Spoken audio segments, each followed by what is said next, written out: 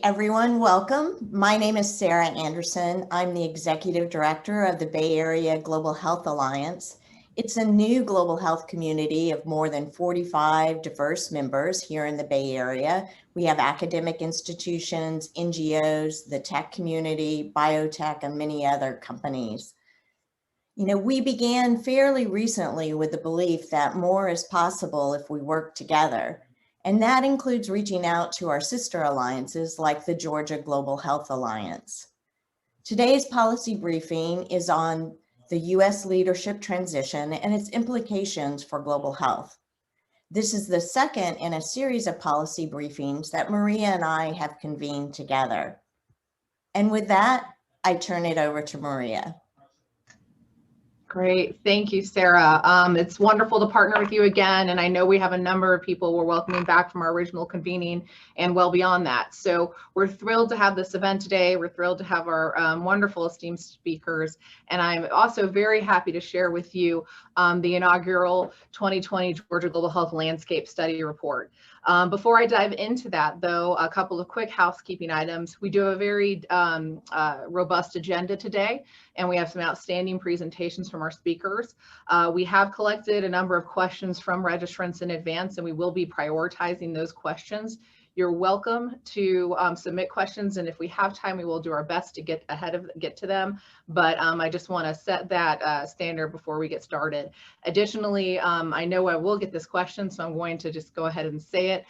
We are not able to share the slides with the audience after the presentation. So I believe that covers it. And with that, I'm going to share my screen to start walking through quickly our inaugural report. And of course, I am experiencing a minor technical difficulty here. One moment, please. Oh dear.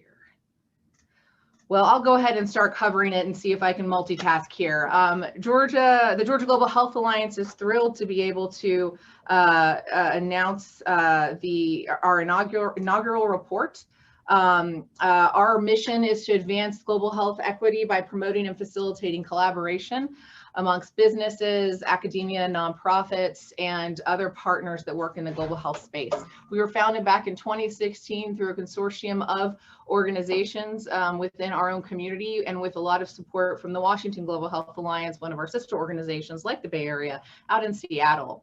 GGHA is a division of the Center for Global Health Innovation. We went through a merger earlier this year, and the center now represents over 250 organizations that work to catalyze innovation and coordination in global health, life sciences, and health technology. Our members include everyone from the Task Force for Global Health to CDC Foundation, MedShare, Carter Center, and many others, a couple of whom will be participating on today's call today.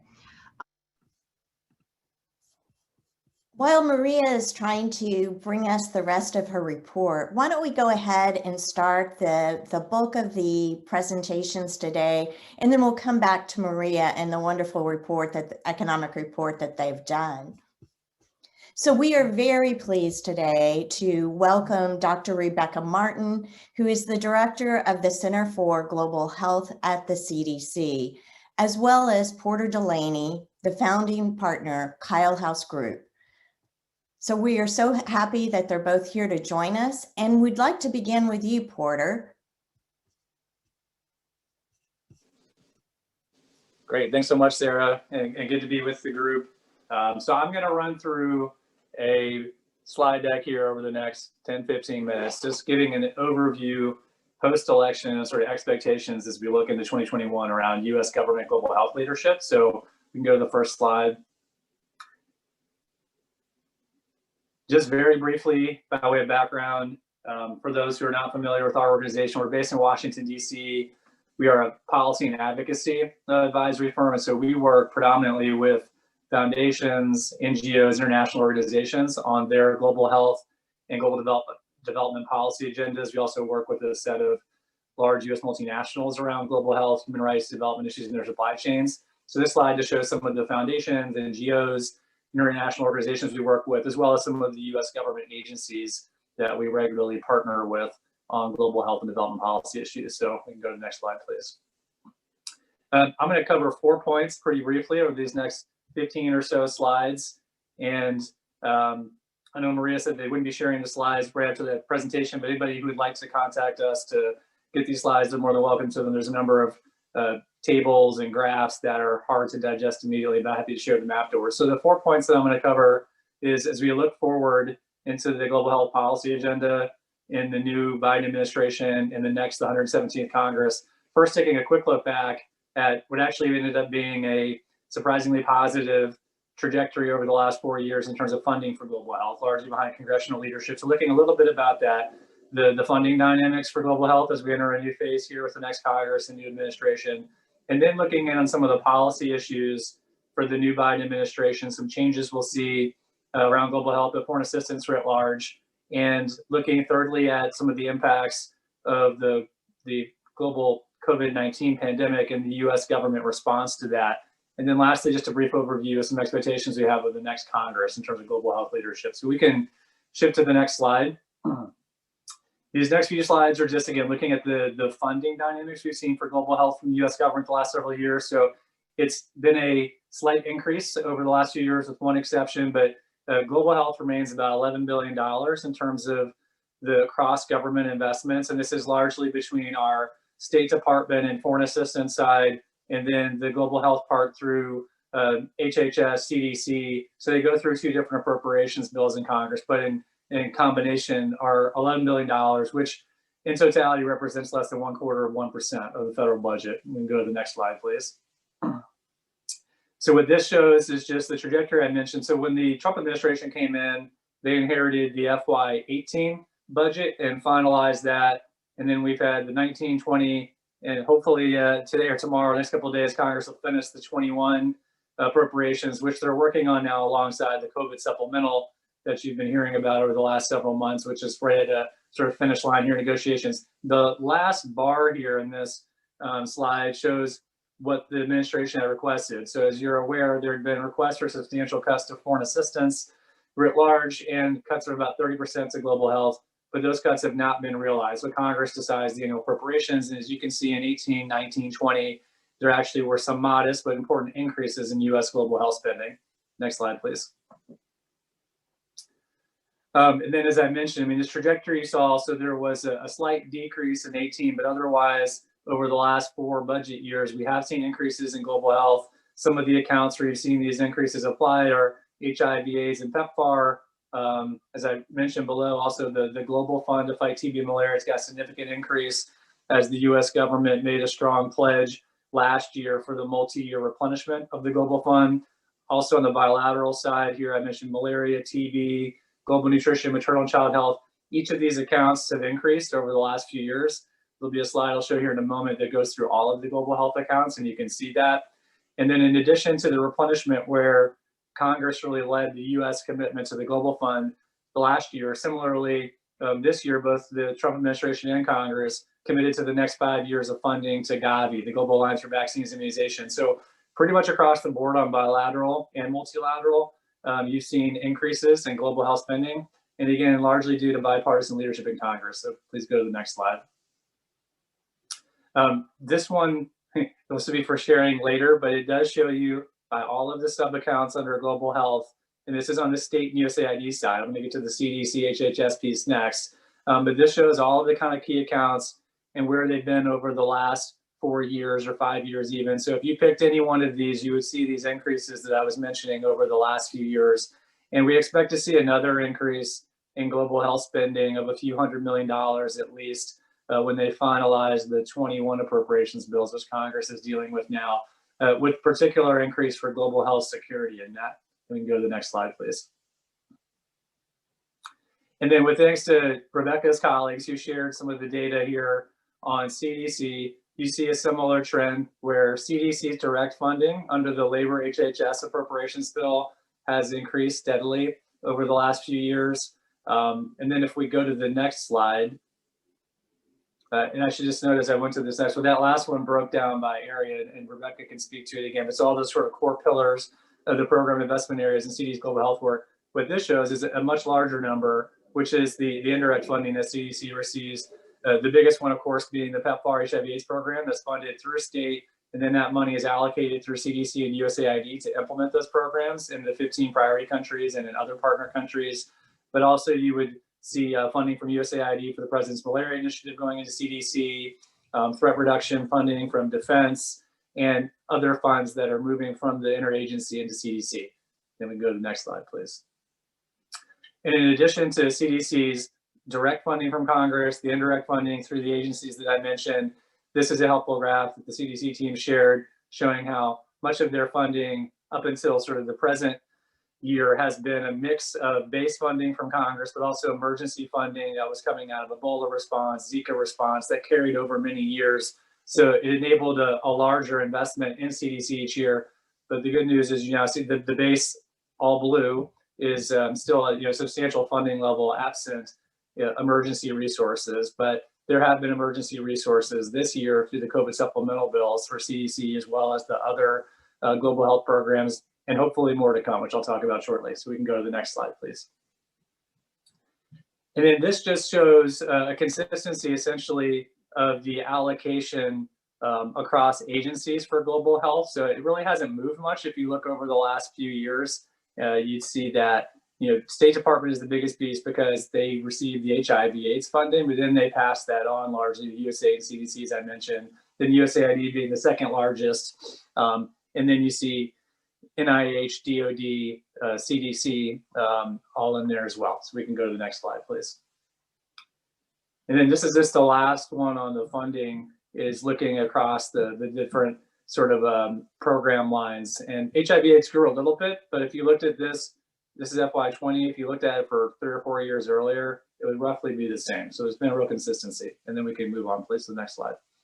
So now I'm just going to touch briefly on these other points where I mentioned that the Biden administration coming in. And as you guys are tracking this from California, Georgia, and all over the country, we're at the first phase of the transition. So they have these agency review teams that are working with USAID, State Department, HHS, CDC, et cetera, and developing plans for the incoming administration after the inauguration. Some of the early actions they will see from the White House, there'll be executive orders on global health issues, such as striking the Mexico City policy, probably some other executive actions. The president's budget request will come sometime, in the months after the inauguration. It sometimes gets delayed in the first year of a new administration. So normally it'll be in February, it could be March or April. But that's where I think we'll see a strong statement of support for global health, multilateralism, climate, leadership on reproductive health. So many of the changes that you'd expect to see in the Biden administration will show up in that first budget request. And then PPD6, that's the presidential policy directive that was enacted in the Obama administration. It was the first ever high-level presidential policy directive on global development. And I think we'll see the new administration build on that. Certainly global health will be an important piece of that, health security, pandemic preparedness and response. I also expect we'll see the restoring of several senior director positions for global development and health, including a senior director for health security back at the White House. And then when the administration gets to their first national security strategy, global health and health security, again, are sure to be prominent within that. And then just the other 2 bullets I mentioned here is that we know who the nominee is for State Department, Tony Blinken. He's been a longtime champion of foreign assistance, global health. We don't yet know on USAID, but I would anticipate strong leadership. So I think that the agencies, they will be well equipped. We have a nominee for HHS as well. And so maybe we can talk about that sort of in the group discussion later on about expectations for new leadership at HHS as well. But I think across the board, you'll see support for global health at state, USAID, at HHS. And then it'll be a different dynamic of having an administration that's most likely requesting even more resources than Congress has been appropriated vis-a-vis these 30% cuts we've seen over the last 4 years. So we can go to the next slide, please.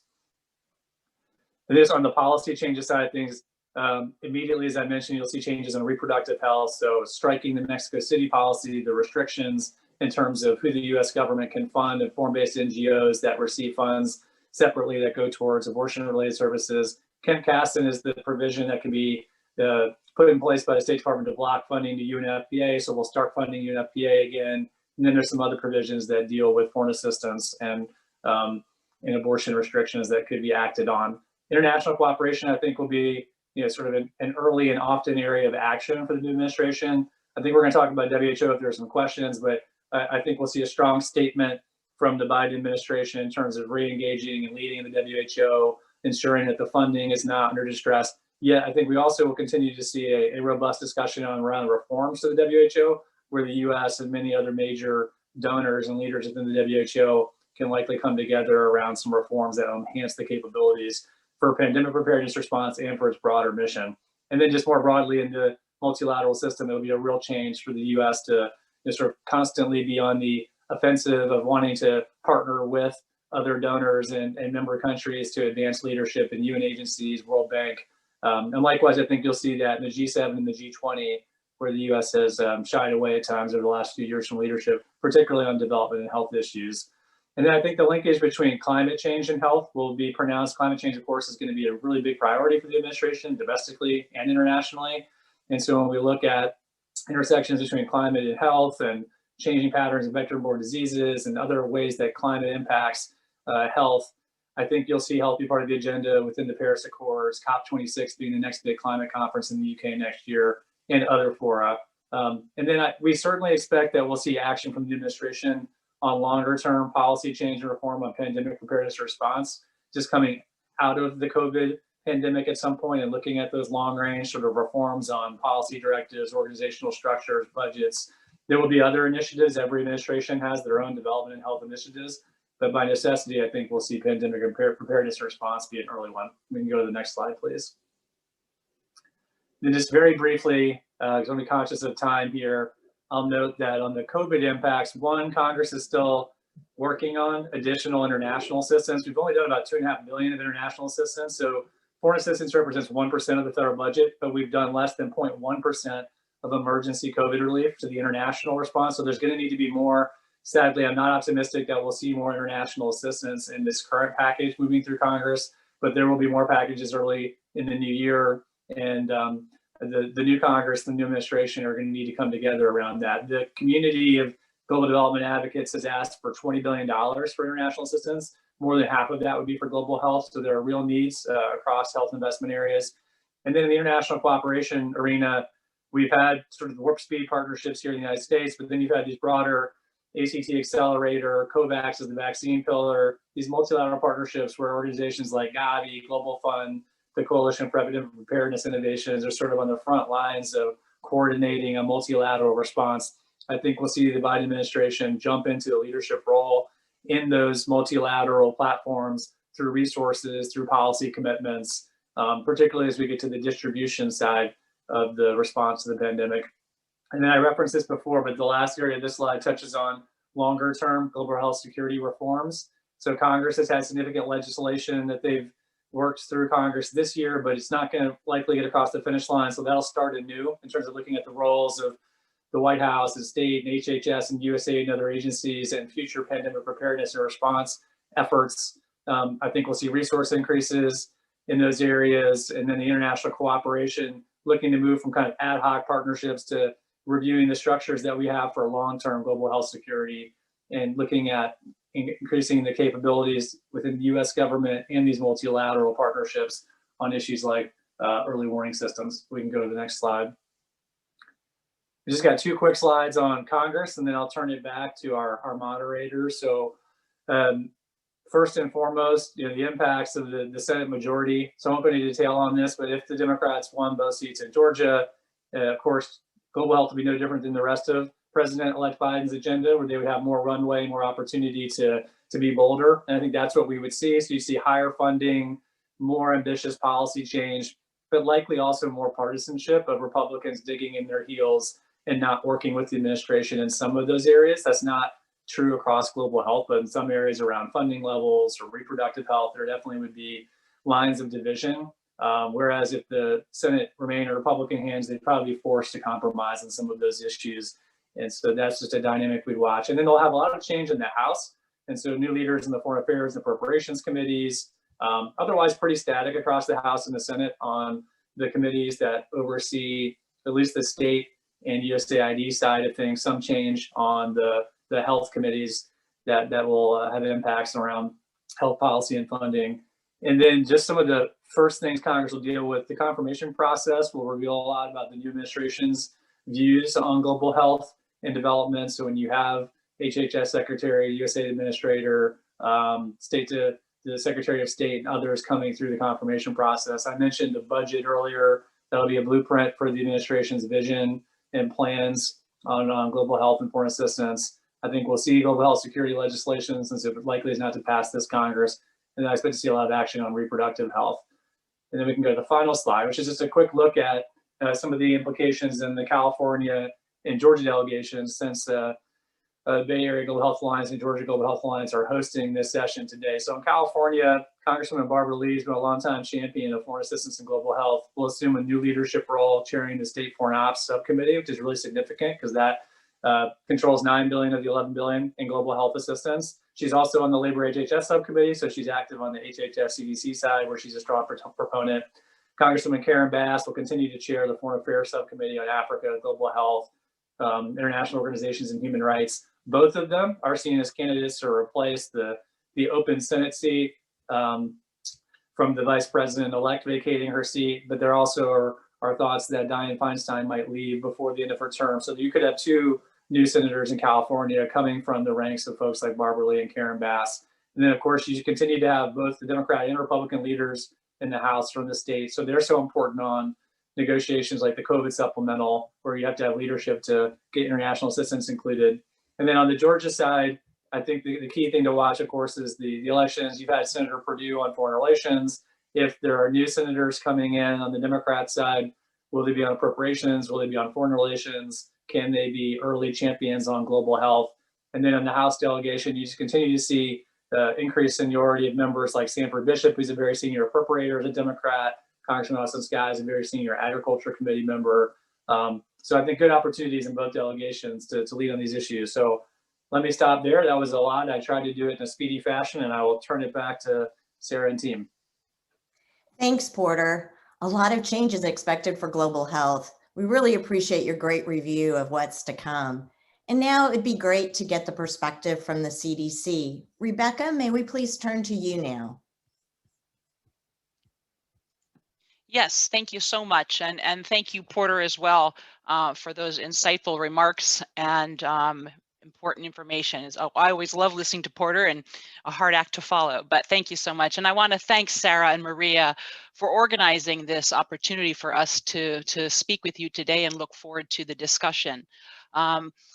I think I wanted to talk, as we know, with COVID-19 continuing to surge across the globe and seeing more cases occurring, how this pandemic demonstrates how essential the work that CDC does in our global health in building and strengthening sustainable public health systems, so that there is the ability to detect, prevent, and respond at every country, in every country and at every level, is very important. And we have seen some progress, and I'm going to talk a little bit about that, but that there is more work to do. And also that the most important thing, I think COVID-19 has taught us, that we have to work together. This is the most important to move the needle on all these work. So I want to highlight three things today in my remarks. And the first is to talk a little bit about how we work at CDC to ensure our efforts in sustainability and the importance of the peer-to-peer partnership we have with ministries of health in host countries that we collaborate with. And secondly, across our global health work, our programs work to ensure equity. We cannot achieve eradication and elimination goals or control or stop epidemics without reaching that last child, without reaching that last mother or that last community. And everyone must be reached. And this is an integral part of us being able to achieve the inspirational goals that have been set globally that we are a part of and working towards. And third, I wanted to talk a little bit about how our investments have improved public health capacity around the world. But as I've mentioned, it is fragile and there is more work to be done.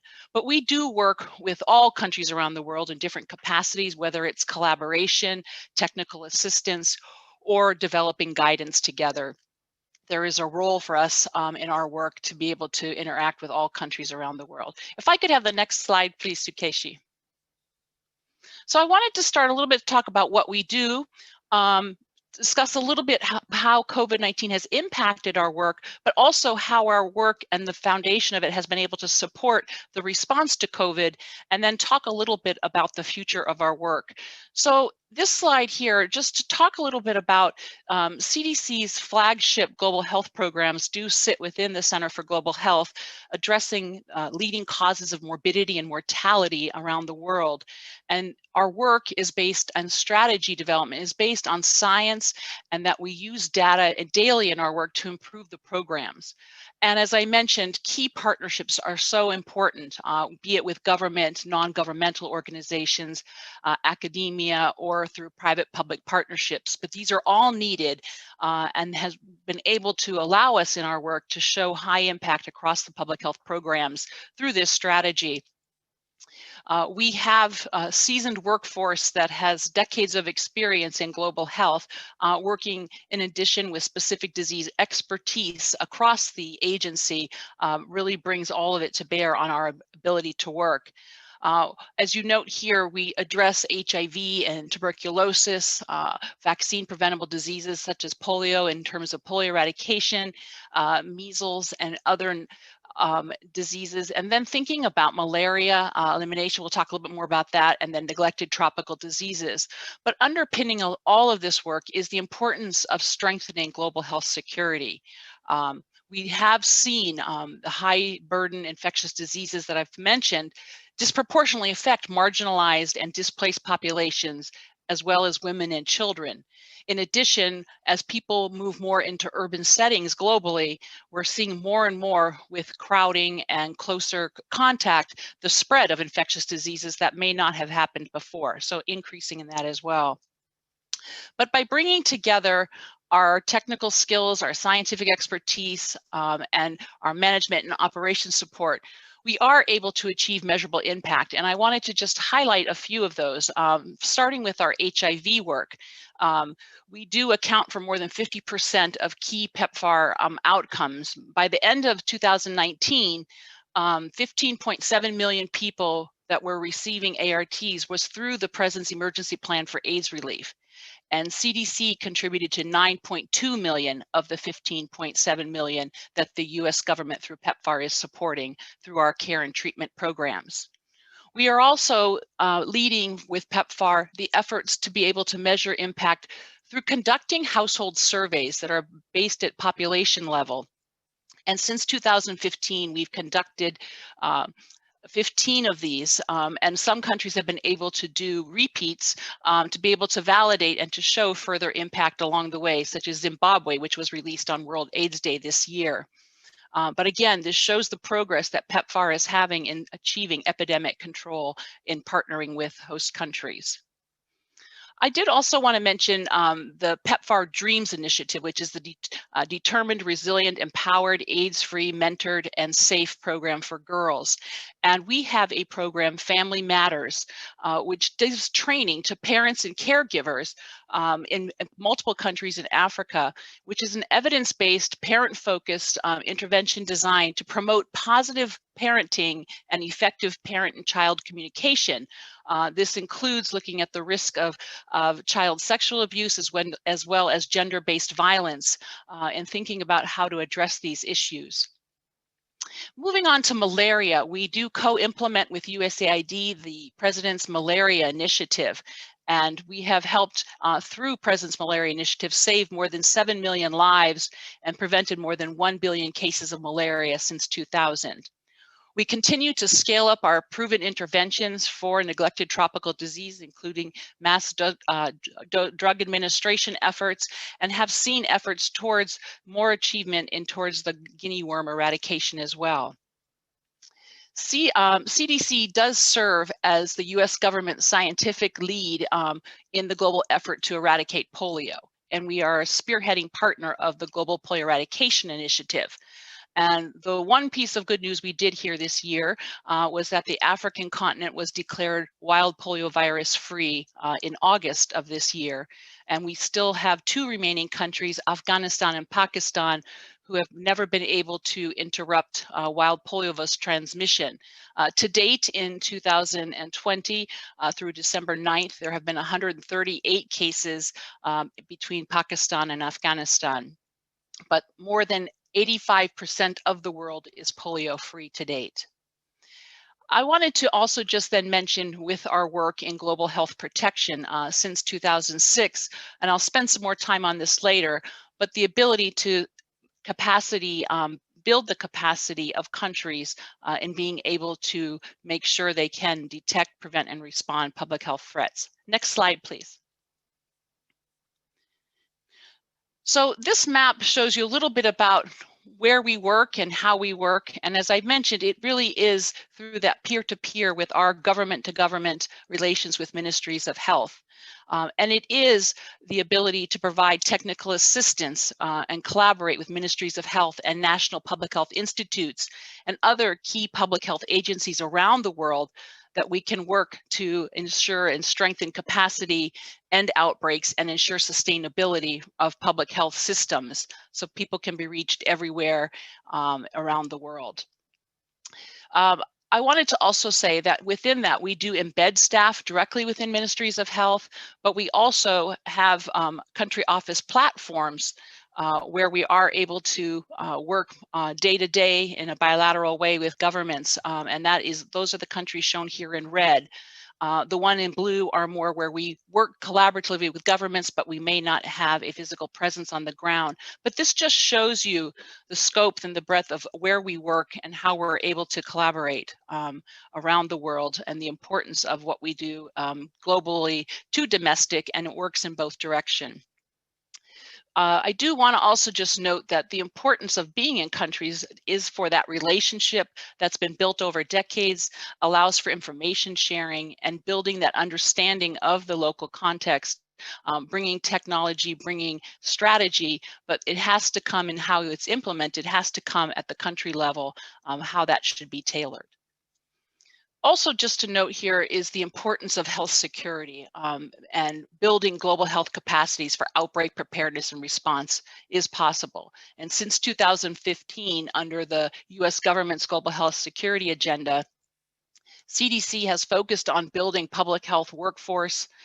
Those are the disease detectives, as we call them, building laboratories and laboratorians, surveillance systems, and the emergency response capabilities in over 17 countries.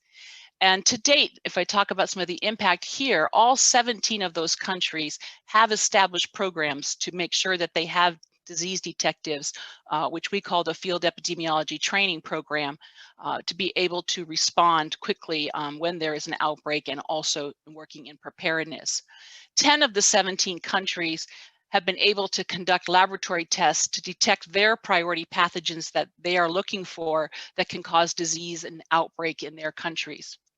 And 11 of the 17 countries are able to now successfully detect and report for certain antimicrobial resistant pathogens as well. And all of the 17 countries have established emergency operations centers staffed by national staff that we have trained through an emergency program training we have here in Atlanta. Next slide, please.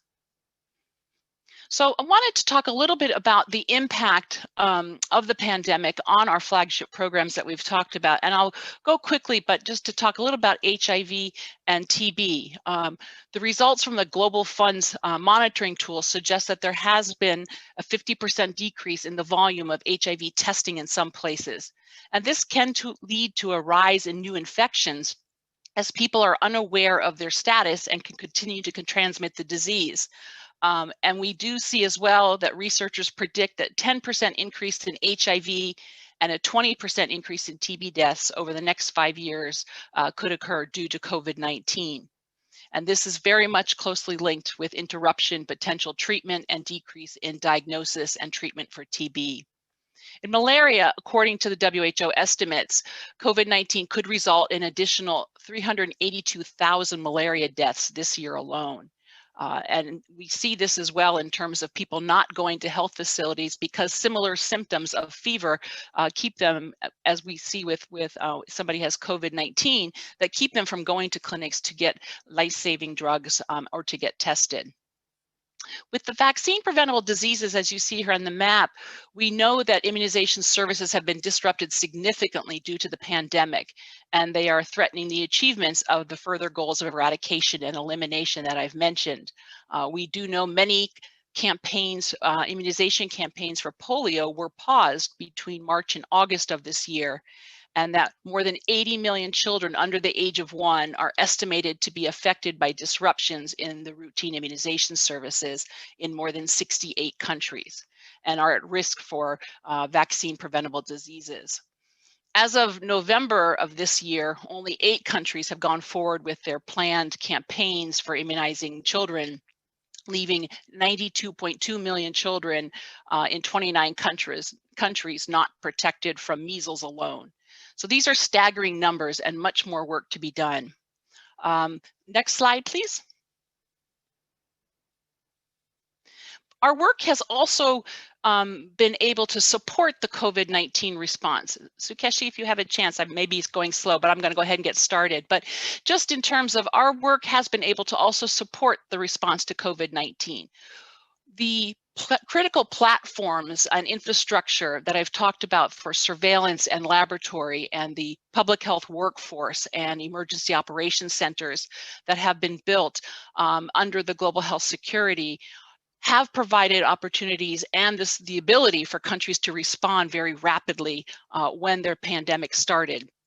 As I said, these are fragile and more work to be done, but there was a rapid effort, especially in contact tracing and case investigation. With the PEPFAR platforms, the laboratory networks and the infection prevention and control measures that are put in place at health facilities have been quickly supportive of being able to respond to COVID-19 pandemic in many countries. And TB workers have also been engaged in doing contact tracing.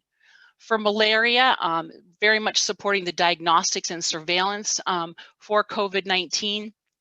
And we also see with polio, the polio workers, which are based in community level, have been heavily engaged in providing information to communities about mitigation measures, discussing infection prevention control, but also surveillance and also shipment of specimens. So we've been able to use these platforms to quickly respond to the pandemic in many countries, and countries have been able to respond rapidly.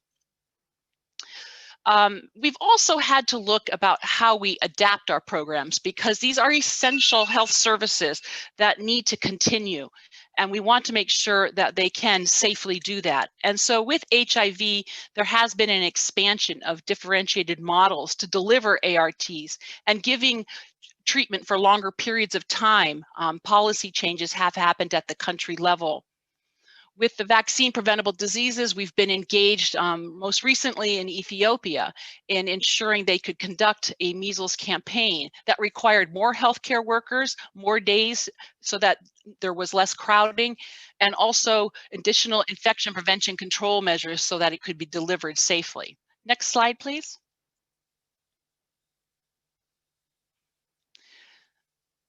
So in addition, within our incident management response for COVID-19, there is an international task force. So I just wanted to highlight here quickly what we have been doing in response to the global COVID-19 response. And the goals of our response are to inform the response domestically and internationally. Information that we learned, for example, from South Korea about drive-through testing, bringing back those experiences and data and evidence to help the United States respond also to COVID-19 have been very important. Protecting the health of the population and protecting Americans overseas, and also reducing the risk of importations to the US. Next slide, please. I have 2 more slides, and I wanted to first just talk a little bit about looking to the future, and perhaps the most critical lesson we're learning through the COVID-19 pandemic is the importance of the global health security and building every country's capacity for pandemic preparedness and response. We are on the right track, but there is more work to be done. As CDC's role as the US government lead for infectious disease response, CDC is on the front lines to address pandemic threats, and it requires us to do this in many ways, which I'm going to refer to on this slide. First being the Global Disease Detection Operations Center, the GDOC is listed here. This is a centralized operations center, which is often our first alert. they receive tens of thousands of signals around the world each year and are responding and monitoring to 30 to 40 public health threats a day, some that you will never hear about because they're addressed, they're discussed, they're moved forward. So it's not that you would hear about all of these things, but this is important that we are continuing to do that work every day. Secondly, that we have at CDC the Global Rapid Response Team, or the GRIT as we call it. This is a global effort. These are CDC's experts that we can deploy around the world. And in 2019, we mobilized 192 times responding to emergencies everywhere around the world. They have also now been helping domestically at the state level and lower in responding to COVID-19 here in the United States. If we look at the country level, we have the Field Epidemiology Training Program, which complements the work that we do in terms of being able to surge. And this is working with countries. We've worked with more than 90 countries that have participated in CDC's FETP program, with over 18,000 graduates that have been led to now support the COVID-19 response as well. And we see them in areas of program supporting country level coordination, surveillance, and response, but very, very important and active. And lastly is bringing all these public health infrastructure together in a sustainable home. And that's what the National Public Health Institutes are about. This is so you don't have 42 labs in your country that are not coordinated. And we have been working with more than 25 countries since 2011 to develop national public health institutes. And this also is a home for scientific research, which can be sure to be translated across all programs to make sure that there is equity in achieving and in reaching everybody with health. My last slide, please, Sukeshi. So bringing all of these pieces together I've talked about, I wanted to bring just this last example of the Democratic Republic of Congo, about why we need national public health institutes, why we need surveillance and laboratory, that public health workforce, and the Emergency Operations Center. We have been working and partnering with the Democratic Republic of Congo for decades. And just here, we've been responding to outbreaks. Now, there's COVID-19. We've been responding since 2018 to Ebola outbreaks that have occurred. But in addition, there's been measles and yellow fever and cholera. And the importance of bringing a home that they will be able to bring their public health pieces together so that they can have that infrastructure to respond themselves in the future. And this is what we're working with them now. So thank you so much for your time today. I just very much want to, again, thank you that we've been able to build off our strong foundations to address the COVID-19 pandemic. And the wealth and the experience and depth of our work allows us to bridge from global to domestic preparedness and address those areas where we need to support and to help protect Americans. So thank you so much for your time, and I look forward to the discussion.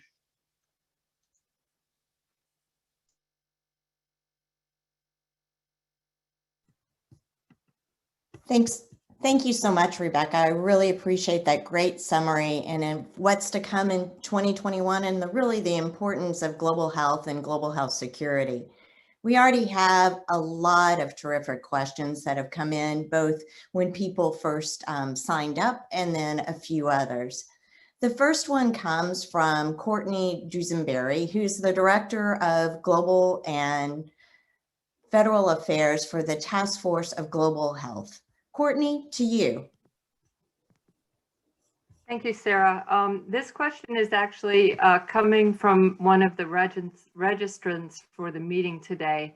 And this is a question for you, Dr. Martin. The individual has written, COVID-19 has made global health into the #1 global and domestic policy issue, not just a nice to have foreign policy aid or foreign aid issue. How will this change global health's position in the US government? Will work related to global health cooperation make it out of the USAID silos? What departments and agencies will be newly involved? Thank you, Dr. Martin. Thank you, Courtney, for the question. And I do want to start by just saying that this is a very important question, and I think you've heard quite a bit about this both from Porter and from me today. But global health is more than foreign aid. It is very much about being able to make sure that countries have the ability to respond to their own public health threats, and that we can then work regionally and globally together.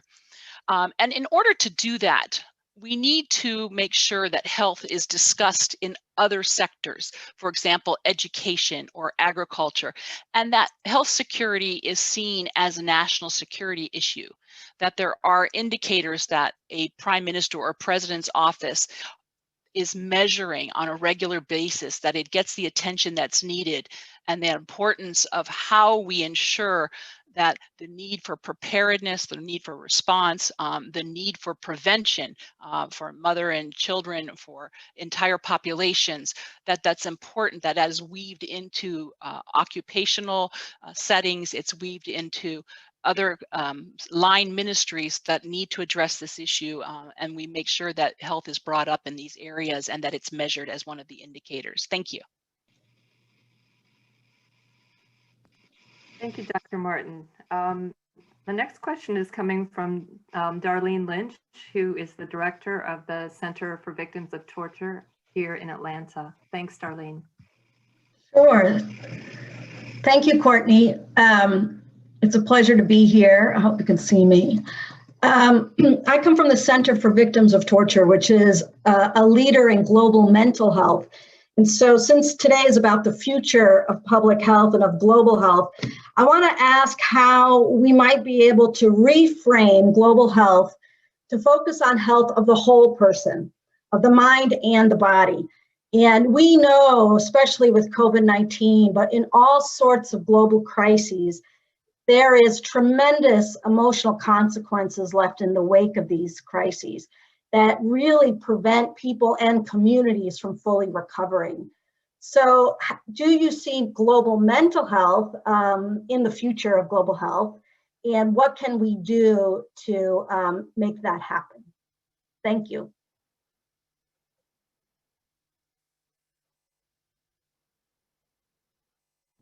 Rebecca, Unmute myself. I'm muted.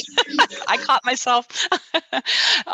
No, I appreciate it, Darlene, and this is such an important question. And when we talk about health, it is that whole person, mind, body, and spirit that's important for this. And I think CDC does believe in this, and we work domestically in this area. And I think, Darlene, you're bringing up a very good point in terms of, as we see epidemics and now the pandemic for COVID-19 devastating some communities, and seeing the impact economically as well as physically and mentally on people, the importance of addressing this in terms of also thinking at the community level about how to engage communities.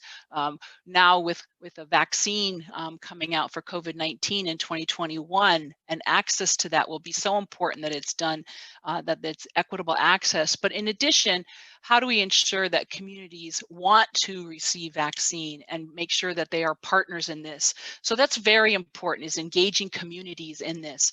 I think as well, CDC, we work domestically, as I mentioned, but also globally, working with international agencies as well, to think about how we can provide our science-based evidence materials and tools as programs are developed for this.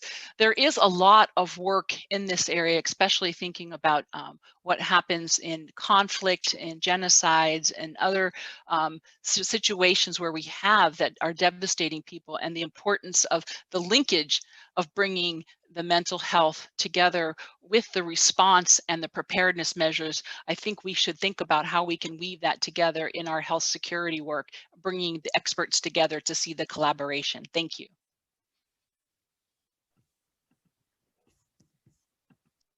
Thanks so much, Rebecca, and thank you, Darlene. The next one comes from another participant when they registered, and the question is, the Biden team has pledged to restore the relationship with the WHO. And then in quote says, which, while not perfect, is essential to coordinating a global response during a pandemic. How will the US relationship with the WHO improve our response to the pandemic? Porter, could you start with that question, please? Sure. Thanks, Sarah, and thanks for the question. I alluded really briefly in my slide deck to some of the reform proposals that were being developed both within the current administration for World Health Organization that were then brought to the G7 process this year, where the U.S. was hosting the ministerials and the presidency, and then some that were being developed by other partner countries like Germany and France.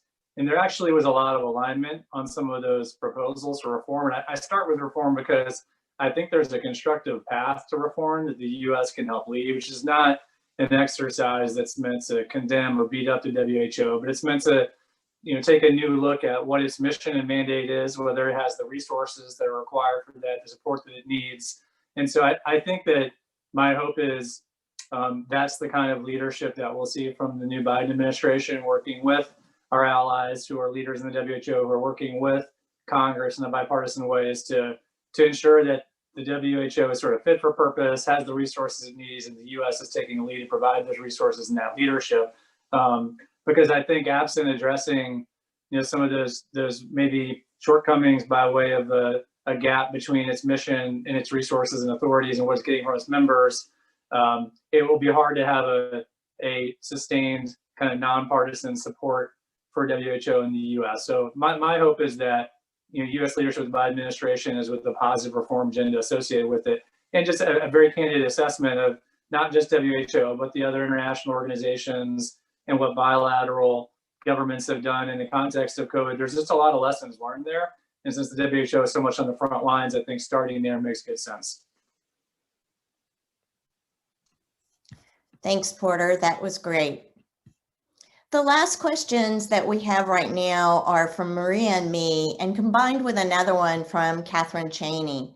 So we just really want to know what we can do in our organizations in these regional alliances to support the CDC, to support global health. What can we take to our delegations?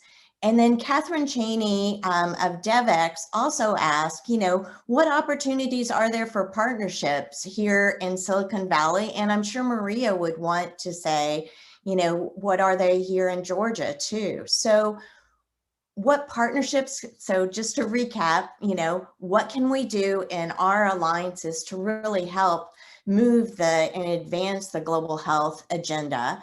And what can we do to take to our delegations, and what partnerships might you see with this new administration from our regions of Silicon Valley and Georgia? I'll jump in on this one, Sarah, then, or Porter, do you want to start? Hey, you go ahead, Rebecca. I'll follow you. Okay, thanks so much. I think from perspective of CDC, I think more than ever now to highlight the importance, as we've talked about, of the global health security and the role that CDC plays as the U.S. government lead for infectious disease response is very valuable, and to have a further understanding, and we're happy to share materials. We are working on a report that will be released in January about how we respond to outbreaks, which has a lot of good information, but hearing and being able to share those messages is very valuable to us and the work that we do. And I'm glad you mentioned partnerships, because I think this is so key, and I made this in my remarks to point as well about the value and the need for us to work in partnerships, be them within U.S. government, with academia, and with other partners, and non-governmental. And we have been working hard in this with the private sector roundtable on health security to ensure that the need and the availability of both opportunities but innovations that come through private sector can be brought to countries as they're thinking through their strategies and the gaps and how to address them. But would love to have further discussions about partnerships. And there is, I think, COVID-19 has shown us too that with informatics, with information systems, with access to data, big data and artificial intelligence, the information that we need to be able to understand how information comes together to help us do predictive analytics for the next outbreak, and also thinking about where population movement is occurring, and understanding the source of these data to come together is very valuable, and the technology that goes along with that. So I think that these are very important, and look forward to having some of those discussions more on a one-on-one to carry forward. Thank you. Thank you both. That was really great answers. I think now we're almost approaching the hour, and perhaps we should move forward. There are so many questions, but maybe move forward back to Maria and her presentation on the global impact, the economic impact of global health in her community in Georgia. That'll be really quick. And then I think some of our speakers may be able to stay a little bit longer, and maybe we can get a few more questions. Let's turn it over now to Maria, though. Thank you.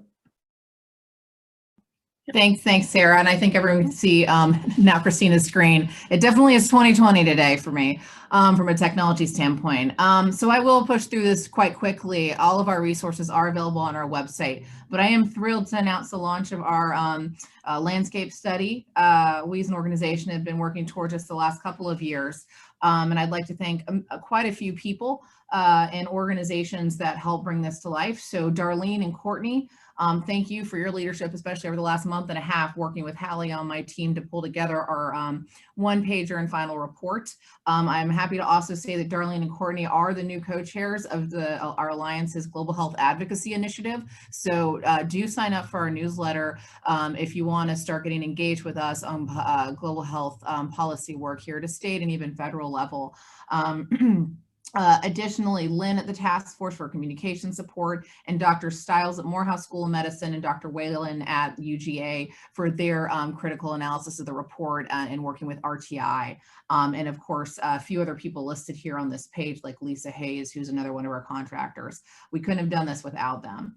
Moving into the report data, we really did this report to assess the size and scope and the impact of Georgia's global health sector on the state's economy. It is a growing sector and it spans a very diverse coalition. I'd like to thank RTI, I meant to say that earlier, for their support over the last year and a half as we pulled this report together. We have everything in the sector from research universities to medical supply and biotech companies and grant-making foundations and other NGOs. We've always been at the crossroads of global health here in Atlanta, but it's not something until recently the city and the state have really started to own as a messaging platform. So we're thrilled to help provide some data and support towards creating some of that messaging. And now in the midst of the COVID pandemic, we really, as Georgians, are leading the way along with colleagues in Seattle and the Bay Area to drive scientific advancements to around global health work. I'd like to state that as we get into the numbers, this is a starting point for us as a community. This is by no means a fully comprehensive study. It takes time to build the relationships and identify the companies and organizations that work in the space. So though we were able to capture about 160 of the companies and organizations that work in global health, there's still a little over about 100 that we had identified, but we're not able to get data from. So I just want to make that very clear on the front end of this. So as I say, the average salary is posted here, and I'm going to push through this due to time and go to the next slide. I think this slide is very important. The industry sector here in Georgia shows over 33,000 jobs that are as a result of global health, and an economic output of $5.7 billion. And to the state's GDP, it's over $3 billion. So these are some great numbers. And again, these are online. I'm going to push the next slide. We have some great visuals throughout the report. This is one that shows the job sector. CDC, I don't think is surprising for many, does hold the bulk of the global health or jobs here in Georgia, but there are so many partners and organizations that also work alongside CDC to execute global health and public health work here. This is all broken out in detail in the full report. As we go to the next slide, I think it's important to highlight our university research and the spending that goes into global health across our research universities, many of whom are partners with us at the Alliance and the Center. So I encourage you to look and dive into some of these numbers around spending and research spending through the NIH and other areas, such as through Fogarty International Center. And I just want to get to this conclusions page. And again, I apologize for pushing through this so quickly, but I think there are a lot of good points on this slide, including that we are a vibrant and growing economic engine for the state. And It's a high-paying sector and industry with many jobs and over $3 billion in impact into the state of Georgia. I think it is important to finally note, as I mentioned earlier, we're still trying to identify organizations to add to this in a future report.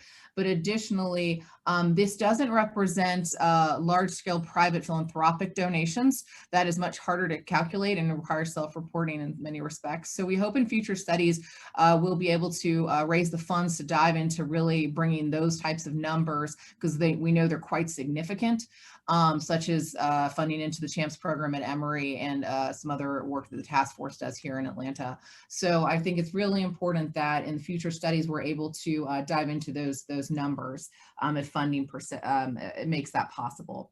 So we hope this report is a starting point for discussions about Georgia's future global health strategy and what the investment into it could mean for the state and, of course, communities around the world.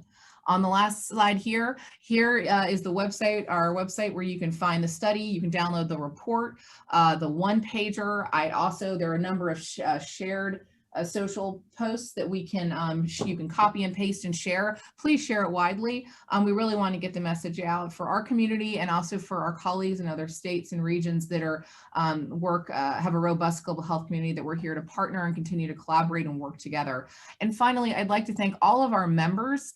Our member organizations submitted thought leader pieces on their work for COVID. The data was collected prior to the pandemic. So I think in order to make it really relevant and to showcase how important our community has been during this pandemic, each of our member organizations submitted some really thoughtful and inspiring pieces on their work and their impact. So please visit the website, read and share those thought leader pieces, download the report, and don't hesitate to reach out to us as an organization if you have any questions. So thank you again. And finally, I'd also thank Maria Saporta. She just put out on her, she got the exclusive on this story, and she just put out a great article at thesaportareport.com, and her continued support of global health as a sector here in Georgia is very much appreciated. And finally, I'd like to just state that we at the Alliance and the Center for Global Health Innovation stand with our public health leaders and with science, and we thank you for everything that you and other frontline workers are doing to get us through this pandemic. And I will pass this now back over to Sarah to see if we have any questions for people staying on. Sarah? Thank you so much. I really appreciate that. I want to end with a closing remark. I think we are about to lose Dr. Martin and Porter very soon. So I just wanted to say thank you so much, and to say this is the second in a series. There's been so much of an outpouring of interest in this topic, and I would love to be able to continue the conversation. So if we didn't get you to your question today, we will with another one, and we hope to bring together, have many more discussions about from the policy angle of global health. Maria, any last words besides our amazing thanks to Rebecca Martin and Porter Delaney?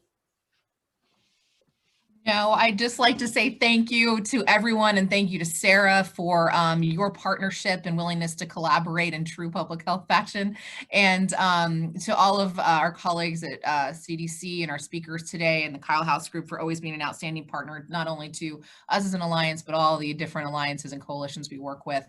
We appreciate everything you do and how you're always there for us. With that, I think I'll just close us out. Thank you again to all of our partners on our report, and do sign up for Sarah and I's newsletters. We don't email that often, but if you want to get engaged on a lot of our work on either coast, it's not hard. You just get a quick email and send us a note. So thank you again. And with that, I think I'll close us out. Thanks, Maria. Thank you everyone for coming. Thank you.